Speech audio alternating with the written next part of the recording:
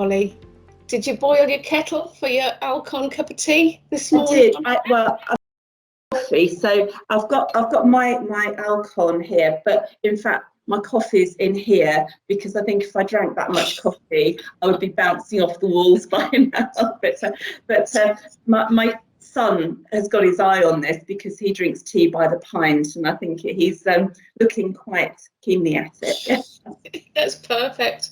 So Aves Optometrists, where exactly are you? We're in the High Street in Epping. Oh, yes. So my husband, who's also an optometrist, and I bought the practice just over 20 years ago, but Aves have been there since before the Second World War. Gosh. So I've got black and white photographs of the practice with a live cattle market outside the front door. So it's a real stalwart of the town, and it's a true family practice. We have, yesterday, my youngest patient was 8 months old, and my oldest patient, I think, was 92. So, and that's a typical day for me, yeah. So it's a mixture of people and a mixture of backgrounds, and that's what makes it a really fun place to work. We've got patients who are now retired who started coming to us when they were perhaps 4 or 5 years old. Oh, yeah, so yeah. So they've probably got grandchildren or children, that are coming to you. Absolutely, yeah, and that's very much what we're about. Talk to me a little bit about your patient journey and how that's evolved and how it's developed and how it works for you. We feel that time is the thing, just spending time with patients, and I think not involving them with too many different people. I don't think patients like to feel they're being passed from one person to the next. So the patient journey, we've had the same receptionist forever, and they know our patients, they know them by name, they know their children, they know where they've been on holiday. So when somebody comes to the door, we're expecting them, we know who they are, rather than pre-screening. When the patient arrives and they've been booked in, they come in to see the optometrist, and we spend an hour with them and see, and we do whatever we feel is appropriate. If they're a contact lens wearer, it's all done by the same optometrist. We work very hard that they get to see the same person each time. Okay. So, if somebody comes to see Carol, then they see Carol next time, and yes. That's great. And we tend to be fairly informal. We use our first names because patients quite like that.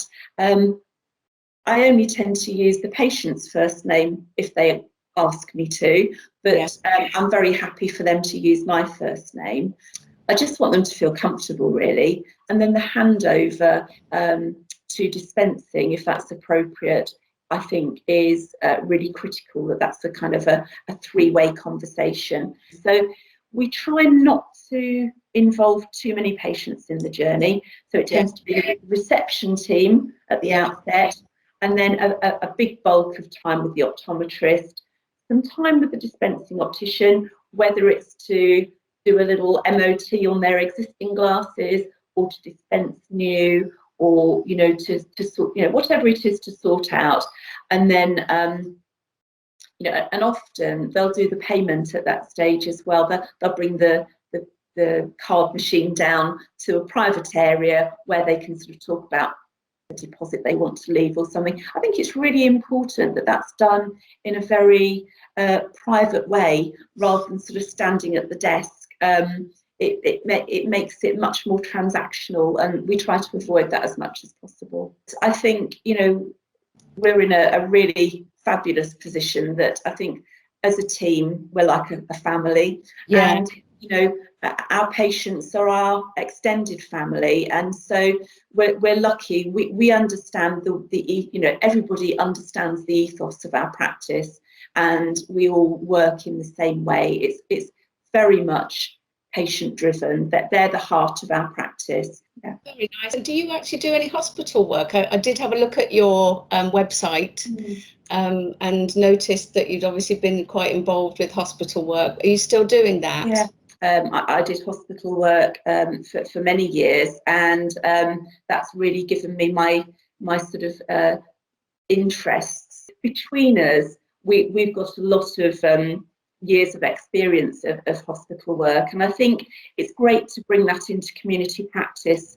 We found, particularly during the last few months with lockdown and you know, perhaps since July, when we've been seeing patients more routinely, a lot of our patients are quite worried because they've probably had more than one appointment cancelled at the hospital because they're not seeing patients face to face. So to be able to come in to see us so that we can check that their glaucoma is still well controlled, or we can do an OCT scan to have a look at their macula because they've not had any injections for the last however many weeks, you know, to be able to offer that sort of reassurance to people is really, really important. And I think that's partly you know, what we really strive for, offering that the highest levels of eye care so that we can really look after our patients within the community.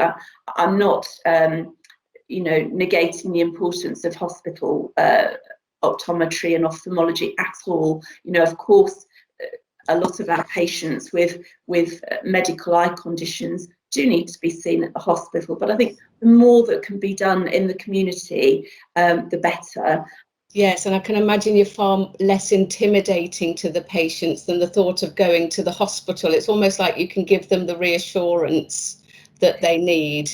Yeah, and the time to talk to them. You know, often it's so common that we'll get a phone call, you know, or I had a hospital appointment 2 days ago and they said this, what does that mean, Polly? You know, and they feel nervous, or that the doctor doesn't have enough time to talk to them, but they feel happy that they can call me and I'll, you know, call on my expertise.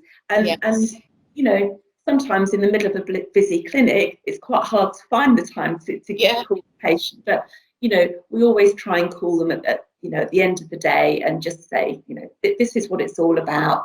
Don't worry. And I think they like the fact that they can call on us whenever they need us, just for that reassurance, really. Yeah. There's nothing more satisfying in a way, is there, than knowing that you've picked up the phone and just had that conversation and they've sort of given them some peace of mind. I think that's a really nice part of the job, really, of optometrist. Exactly. I think it is just about, you know, it's not just about what goes on in the consulting room, it's the other stuff, really. So we kind of you know, whenever we take on new staff, I would say to them, you know, think of whichever patient walks through the door as that member of your family. So it's your mum, it's your dad, it's your, you know, your child, your sibling, whatever. And just about, you know, how would you want somebody to treat your mum? How would you like to be treated yourself, of course? And I think that if you can put yourself in the patient's shoes, they're not trying to be difficult, they're often nervous, anxious, worried about something. And I think if we've got the, you know, it's time, isn't it? It's just finding the time to talk to them. But when I think about what I'm doing, so much of it is just about talking to them and spending that time communicating and making them familiar and confident with whatever's going on with their eye care. And do you think that against that background that you attract certain types of patient? Yeah, we attract complicated patients for sure. Yeah, imagine. Yeah, so we have we don't do any advertising, so all of our new patients are sent to us on recommendation, or actually by colleagues. We have a lot of patients sent to us by the local GPs, by the local ophthalmologists, and I think it is partly because, you know, we've taken the time to get the extra qualifications, you know, things like IP, that kind of thing. My husband's working for at the moment, and you know, you never stop learning, and something new comes along, next comes along, right, let's take the exams, let's do it. So we always embrace anything new in order to be able to improve our patient care. I think your patients must feel very nurtured. That's the word that springs to mind. I hope so. Yeah, you know, they are people that we've known, some of them a very, very long time. Yeah. And there's, you know, just that trust that builds up. And so they know that we're there for them, and they know that we'll look after them, and that we'll do our very best for them. Thank you, Polly, for sharing all your lovely stories and everything about your patients. I've really enjoyed our conversation. Well, it's been lovely to speak to you, Katie. I've really enjoyed it. Thanks a lot.